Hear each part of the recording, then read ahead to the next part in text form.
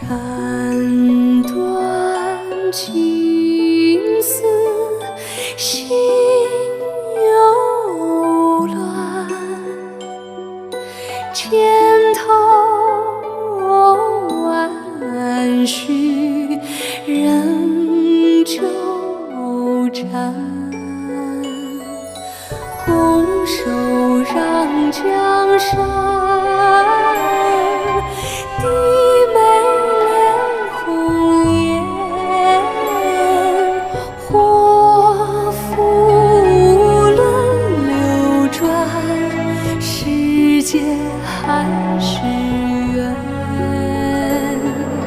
天机算不尽，交织悲与欢，古今痴男女，谁能过情关？拱手让江山，低眉恋红颜，祸福轮流转，世间还是缘。天机算不尽，交织悲与欢，古今痴男女，谁能过情关？谁能过情关？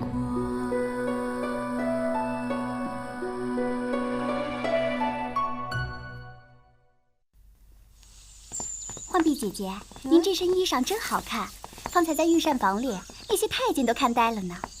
我这身衣服和玲珑小主是一样的，是苏州进贡的浮光锦。说起小主，还是最疼姐姐了，有什么好东西都留给姐姐一份儿。哎，你说这身衣服是我穿着好看，还是玲珑小主穿着好看？原是差不多的，不过姐姐这对耳环更出众，是小主刚给的吧？她原就是穷门小户出身，再好的料子用在她身上也是白费。那奴婢去采，小主当心脚下。小主，您看，什么大惊小怪的？小主，您瞧，浣碧穿的那套衣服，是不是您送给婉贵人的那套浮光锦？果然是。婉贵人也忒大方了，那么好的料子，小主您自己都舍不得穿，留了2件给她，她倒好，拿来打赏给下人了。不许胡说！浣碧是姐姐的陪嫁丫头，她素日的穿戴也比别人好些。她不爱穿戴也就罢了，浣碧她再高贵，也是个下人，赏给她，那当小主您是什么？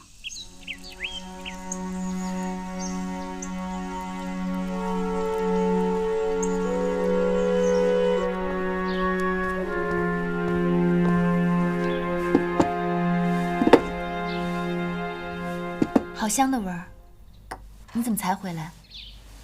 拿一些马蹄糕倒是容易，只是看见御膳房有木薯粉，就顺道拿了些过来。想到夜里做珍珠丸子给小主当宵夜，难为你想着了。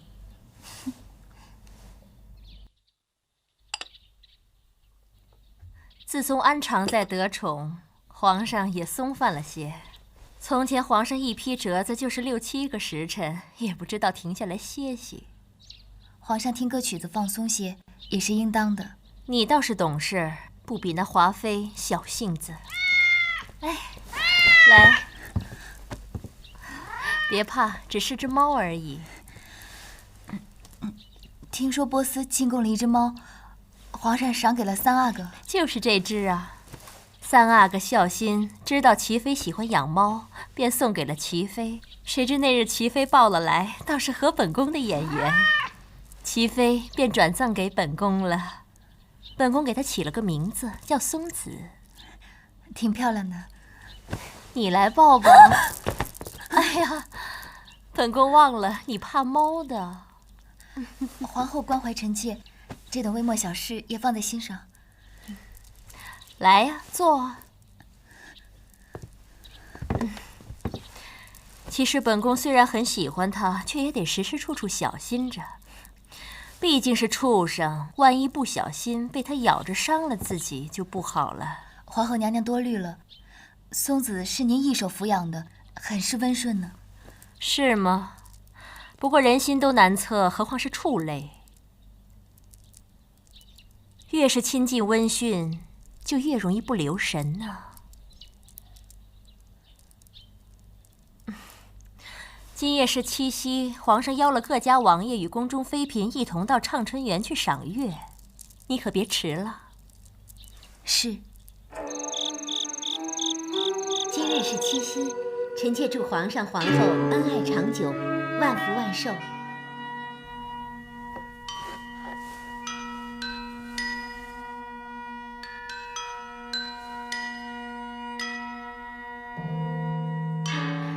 哎呀，安常在真是难得，这让咱们做姐姐的都忘记了。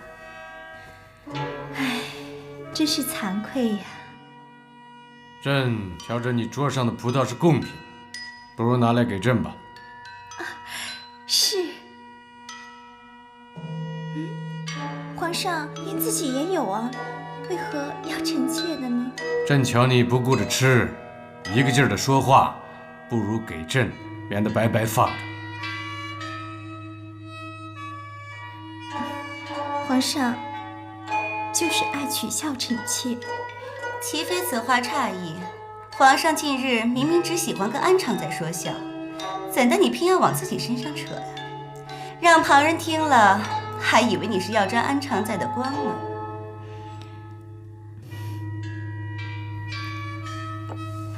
嫔妾才疏德浅，凡事还请娘娘多赐教，也敬华妃娘娘一杯。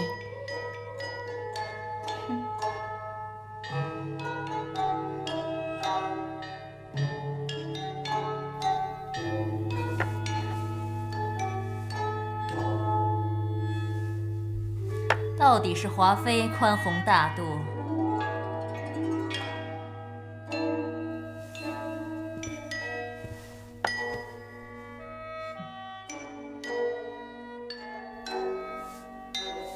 我有些醉了，想出去走走。我第一次来畅春园，不熟悉路，还是请锦汐姑姑陪小主过去吧。皇上，臣妾敬你。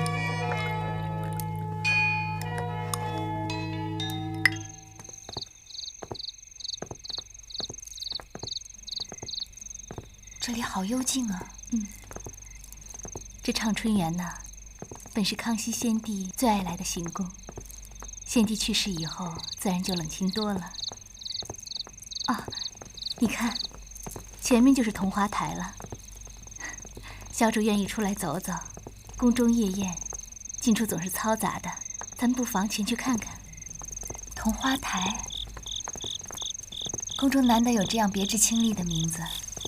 我先前听说，这梧桐啊是最贞洁恩爱的树木，所以此台是先帝爷专为淑妃所建。唉，只可惜那个淑妃呀，在先帝那一朝那是受尽恩宠，而今却出居道家，实在可叹。怎么如此荒凉？皇上登基后，太后嫌弃桐花台太过奢靡，加之平日甚少有人来，渐渐就荒废了。再美再好的情事，也不过浮云一瞬间。桐花台如此，先帝与淑妃的情爱又何尝不是呢？是啊，你在此留后，我上去看看。可要小心呐。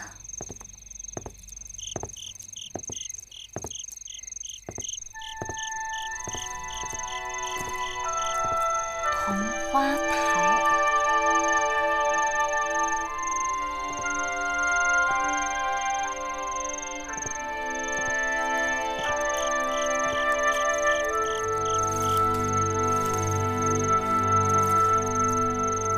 你不知道那是什么花吗？谁？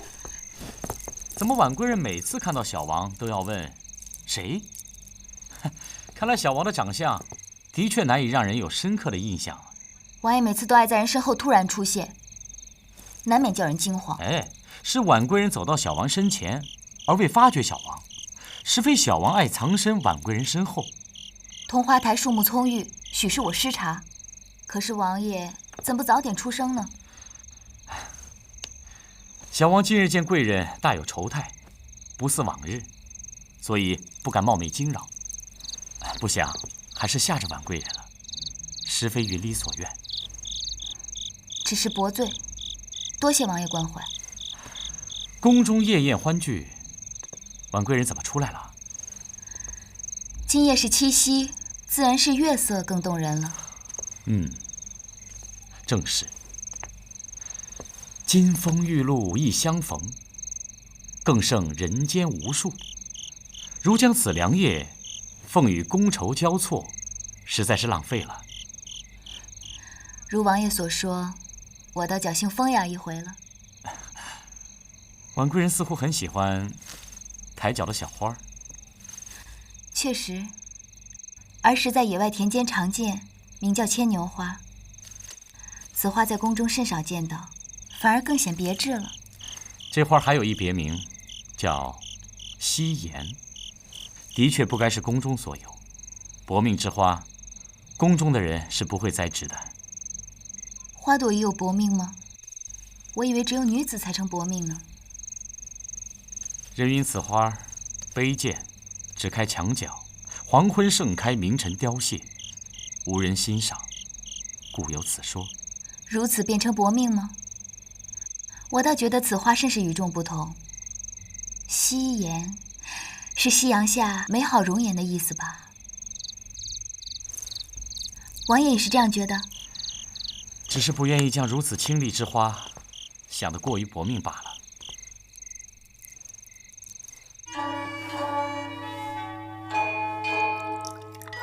婉贵人呢？回禀皇上，小主酒醉，去偏殿更衣了。哦，婉姐姐向来不胜酒力，不比皇上海量。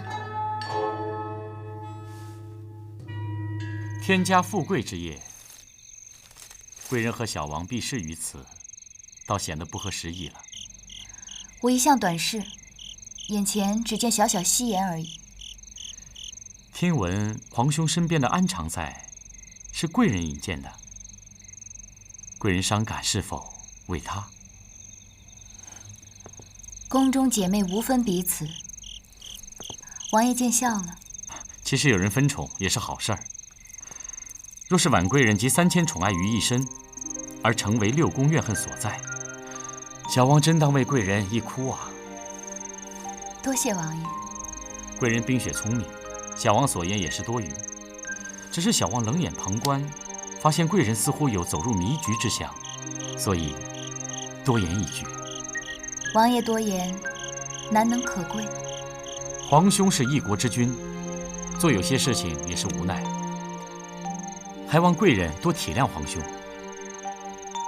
其实小王很庆幸自己并非帝王之身，许多无奈烦扰不必牵营于身。王爷美名遍天下，恐怕是许多女子的春闺梦里人呢。云里不敢贪心，指望有一位心上人可以相伴，不求娇妻美妾如云。说来容易。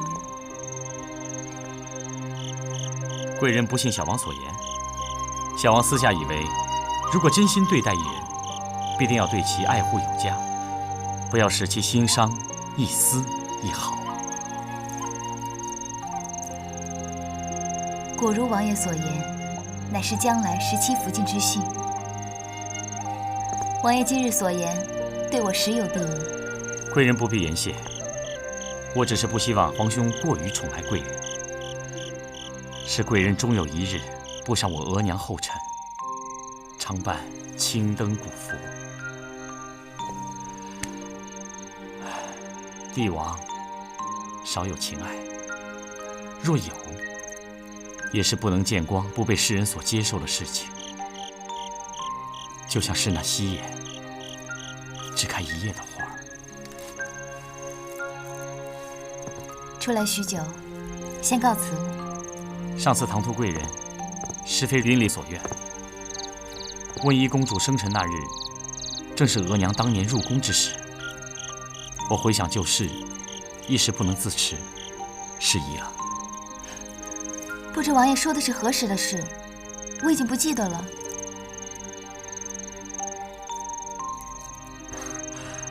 是，我也记不得了。告辞。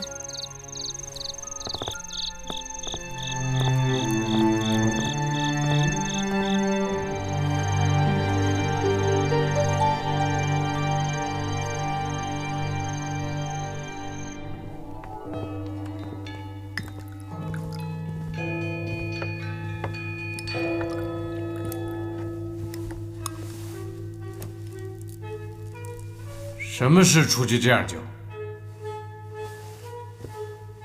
臣妾不胜酒力，出去透了透风。臣妾看到了一种叫夕颜的花，一时贪看住了。夕颜，那是一种什么花？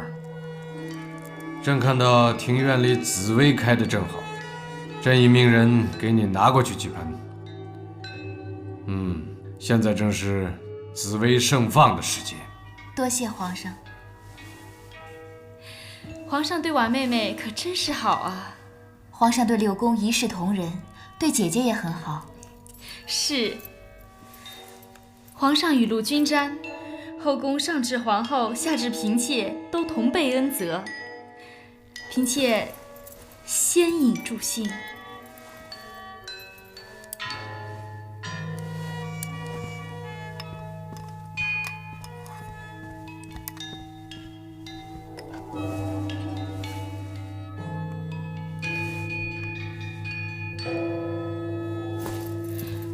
皇上，臣妾有事想先行告退。什么事这样惊慌？方才宫女来报说，温宜又吐奶了。怎会如此？不是已经见好了吗？太医来瞧过了吗？太医前几日已经瞧过了，说是娘胎里带的弱症，加上时期入热才会这样。原本已经见好，不知今日怎么会反复？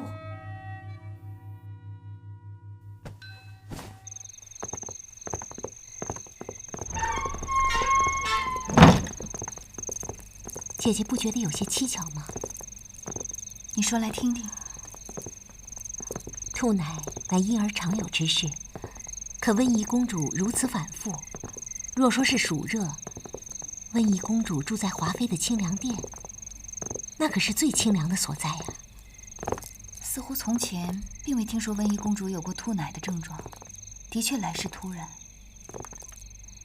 或许好好照应，便会好转吧。慈母心肠，舐犊情深。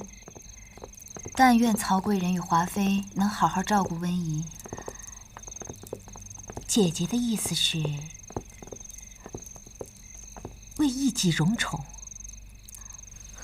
身为母亲，这样也未免太狠心了吧？我总以为人性本善，可入宫之后所见所闻，天性亦可扭曲。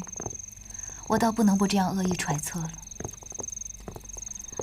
我听宫人们说，前朝的妃嫔常常利用自己襁褓中的子女争宠。母亲原本是世间最温柔慈祥的人，可在这深宫之中，为了争荣宠，不惜儿女为利器。自己的儿女尚且如此，难怪历代为争储位，而视他人之子为仇敌的比比皆是。姐姐也别只感慨他人了，姐姐承宠已久，也早该有自己的孩子了。我，没有的时候盼着有，有的时候又难免与人恶斗纠缠，这有无之间，还是听天由命吧。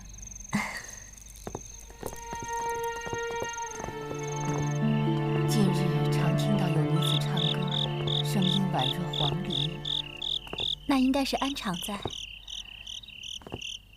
听着这个声音，让我想起当年纯元皇后在的时候。娘娘，娘娘，夜来有风，咱们还是早些进去吧。一个不会生育的女人，有谁还会在乎她的身体呢？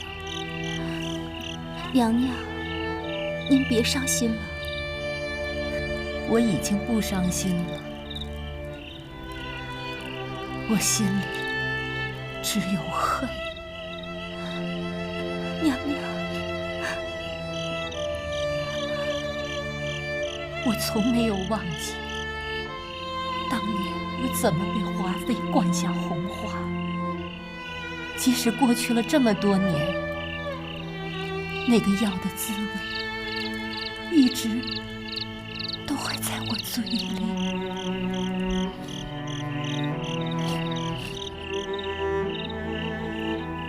娘娘，娘娘，娘娘，咱们总会有机会的。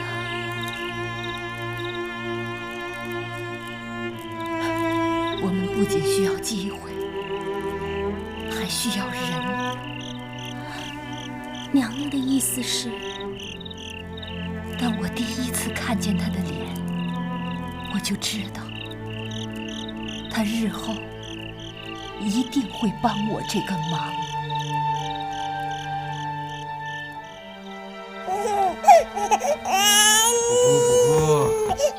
你看，这个是什么呀？皇上，您要的拨浪鼓。来，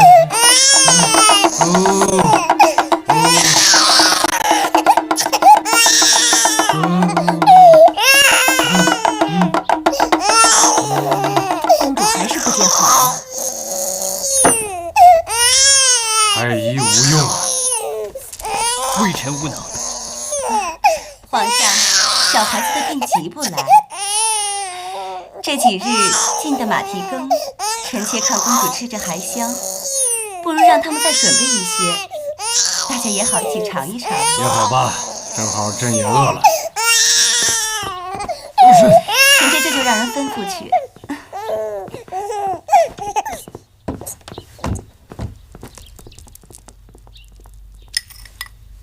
本宫瞧着，刚才公主吃的香甜，应该快好了。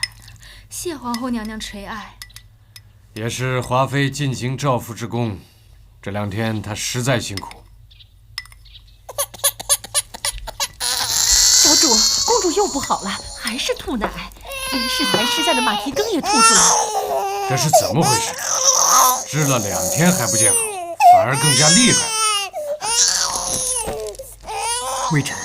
微臣实在是不知道。照理来说，婴儿吐奶大多发生在出生1、2月大的时候，因幽门细窄所致。如今公主已满周岁，无用。皇上先别生气，还是赶紧让太医细细查看才是啊。微臣反复思量，公主肠胃不好，想是服食了伤胃的东西。微臣想检看一下公主近来吃过的东西。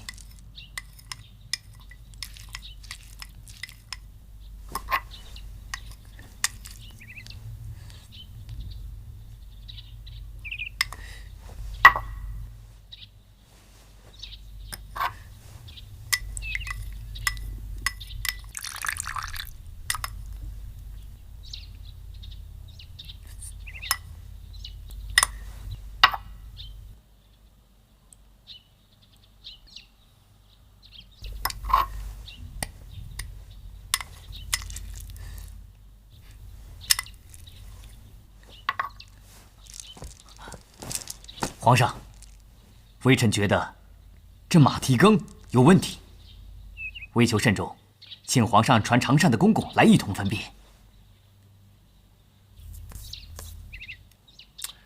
小夏子，奴才在。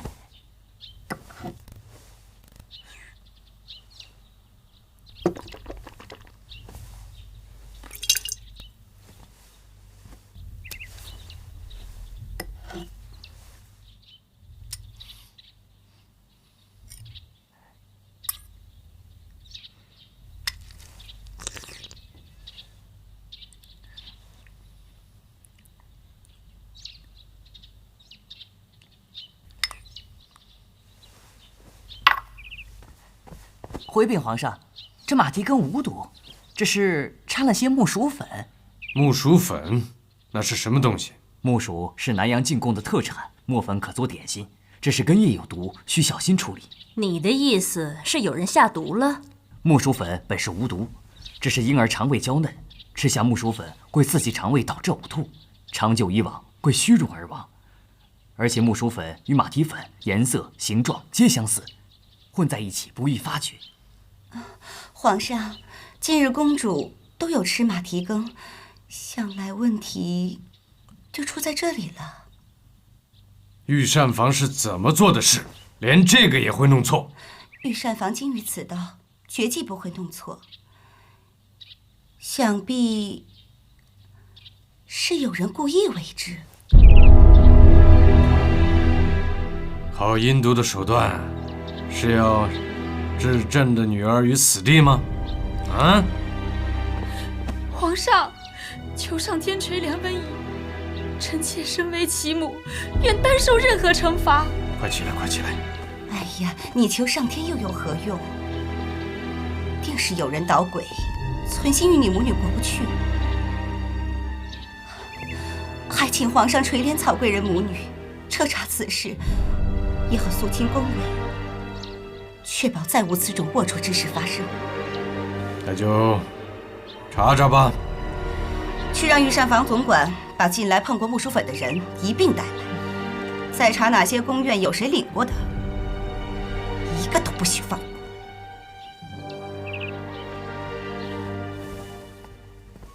娘娘，喝药。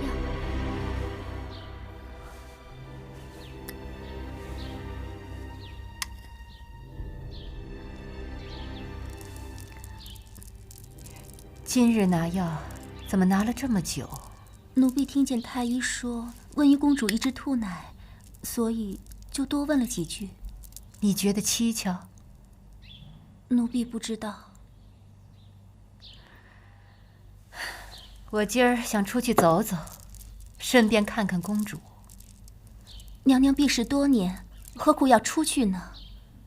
避世，只可惜树欲静，而风不止。奴才查过当了，只有婉贵人宫里曾让人在4日前来领过木薯粉，说是要做珍珠丸子，此外再无他人。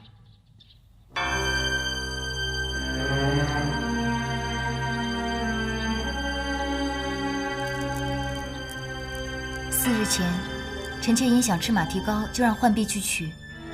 他回来时，的确带了些木薯粉，要为臣妾制珍珠丸子。那么敢问婉贵人，木薯粉还在吗？想必还没有用完。就只有婉贵人宫里的人去领过，再无旁人吗？是。这也不能证明就是婉贵人做的。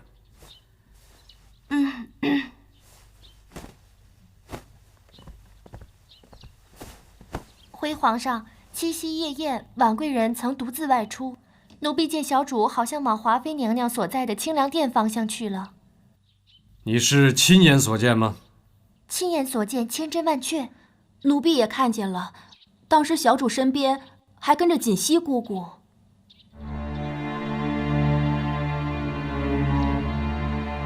当日家宴，清凉殿中宫人大多随侍，所余仆妇也都多在偷闲，极有可能被人趁机在饮食里做了手脚。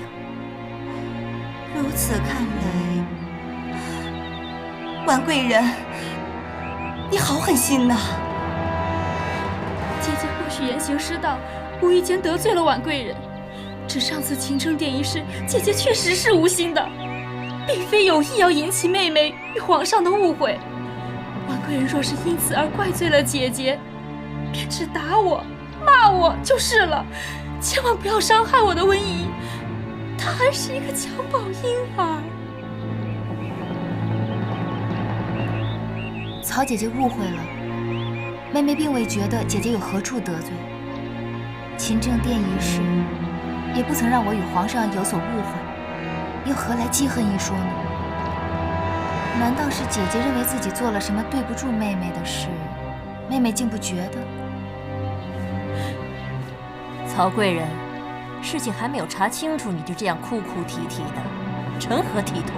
是，本宫看再清楚不过了。皇后这么说，恐怕有袒护婉贵人之嫌了。华妃，你这样说话是跟本宫该有的理智吗？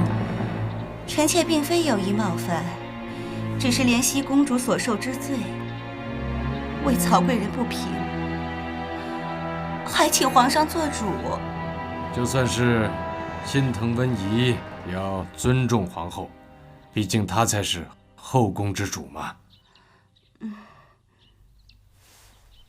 婉贵人，你要说什么尽管说。臣妾的确没有做过这样的事，也不会去做这样的事。那一晚你是去过清凉殿吗？臣妾的确经过清凉殿，但并未进去。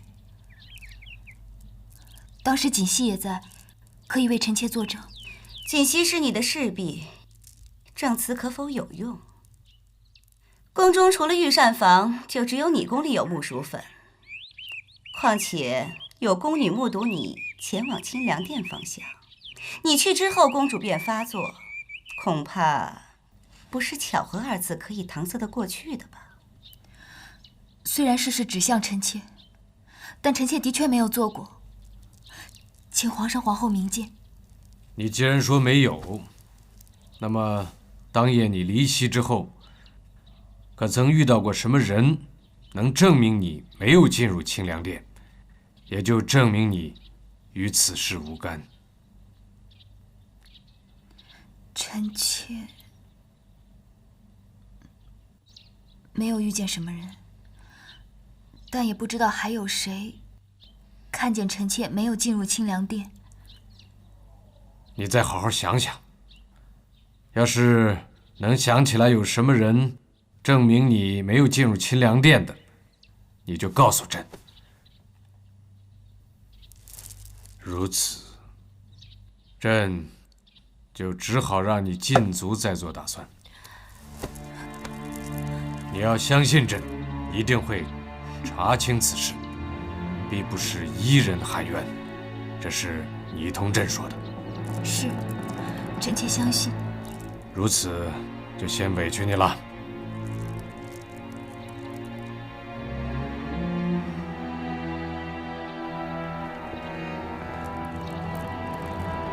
皇上，当夜婉贵人是和本宫在一起。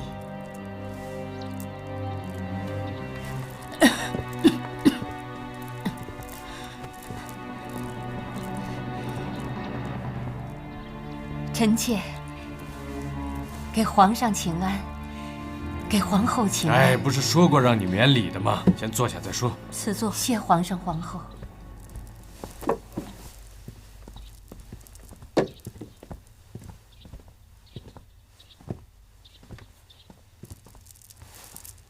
你这身子受不了暑热，你怎么出来了？听说公主不好，想来看看。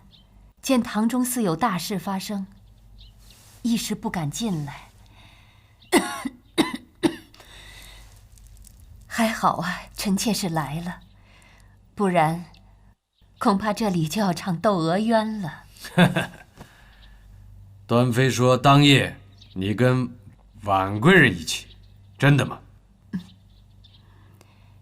那日臣妾见婉贵人似有醉意，一时不放心，便同吉祥一同去看顾，然后一同去了臣妾的宫中，留了许久。吉祥，是。当夜娘娘与婉贵人讲论佛经，很是投气。后来婉贵人说时辰不早了，才匆匆回去。哦，这样说来，温宜公主的事就与婉贵人没关系了。哼，端妃真如及时雨一般呐。端妃向来在宫中养病，足不出户，怎么那晚却不顾太医叮嘱，漏夜出门了呢？久病之人的确不宜出门。那日宫中家宴，臣妾呀听到了极好的丝竹之声，一时神往，便出门了。不想与婉贵人如此有缘。是，嫔妾也有同感。哦，那婉贵人适才为什么不提及与端妃相遇之事呢？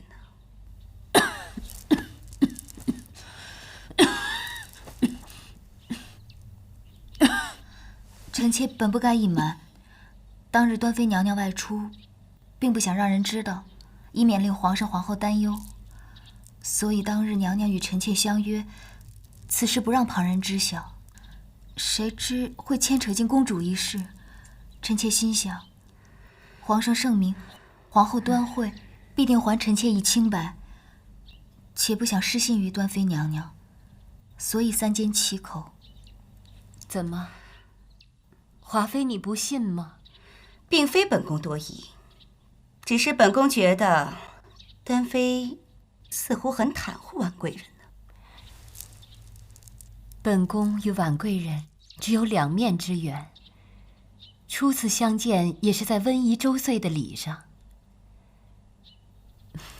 本宫病躯，本不宜多事，何故要做谎言，袒护一位不熟悉的贵人？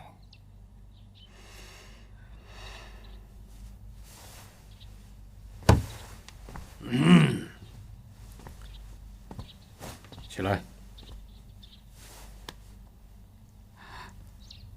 先坐吧，等一下让太医好好瞧瞧。夏天衣服单薄，别跪出什么毛病来。婉贵人很守承诺。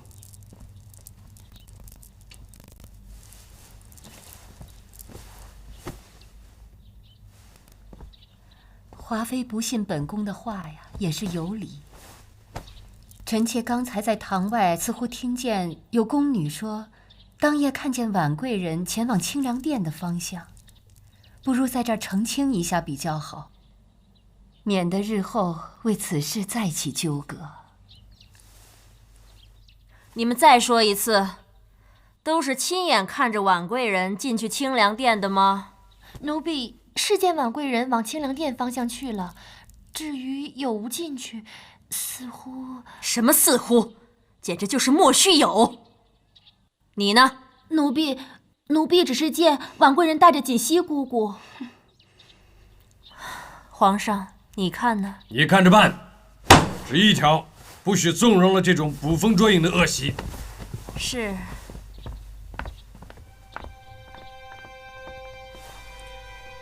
拉出去，各自掌嘴巴10，以儆效尤。婉贵人，请留步。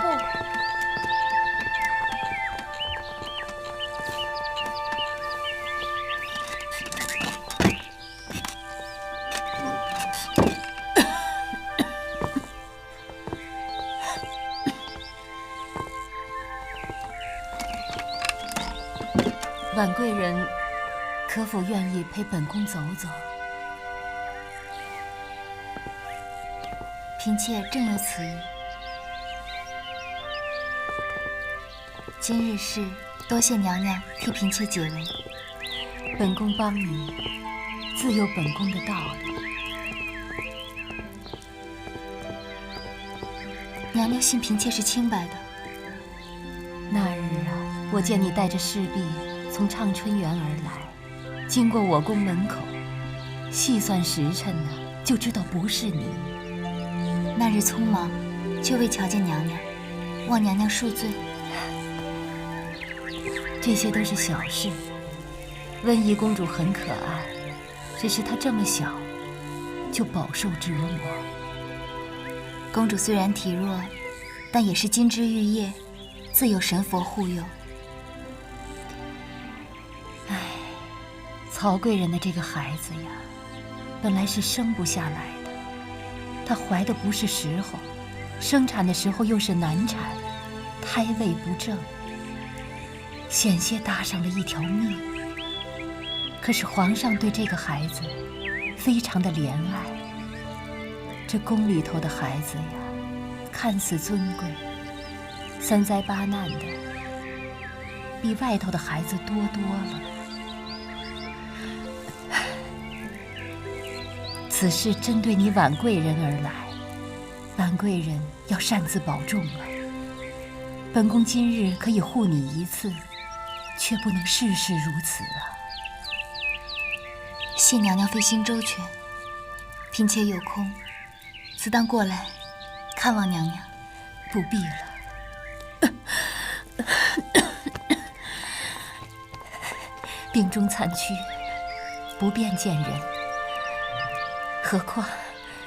何况本宫与婉贵人不见面，才多有裨益呀。是。回禀婉贵人，娘娘身子弱，该早些回去歇息了。那嫔妾就不打扰了。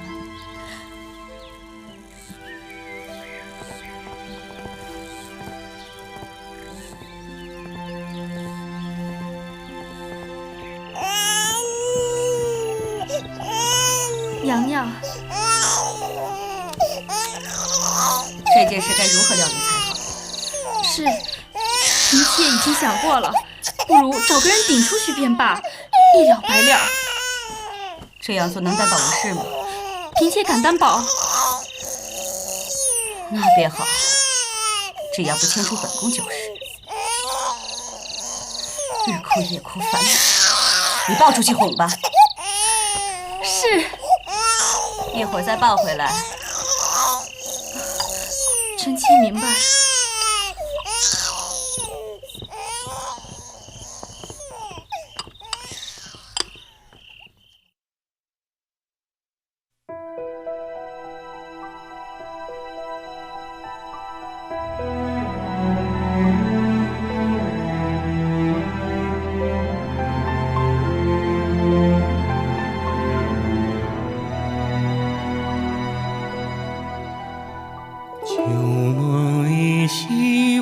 是迷离春花秋月里，如里看花，水中望月，飘来又浮去。觉来有声君去，无语翻云覆雨里。最凉清香，惜凉心香，已得来复失去。有时待鹤，有歌待莺，有心待相惜。